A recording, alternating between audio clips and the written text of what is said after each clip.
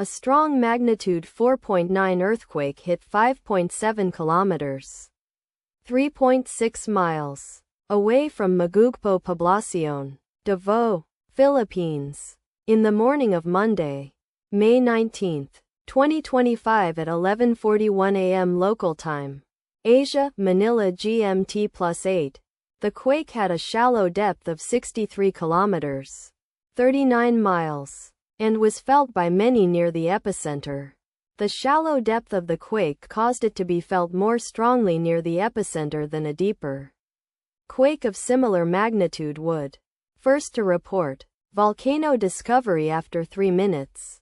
The earthquake occurred 45 weeks after a magnitude 7.1 earthquake had hit on Thursday, July 11, 2024, at 10:13 a.m.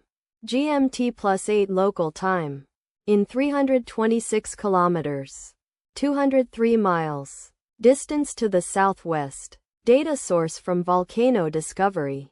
Did you feel it?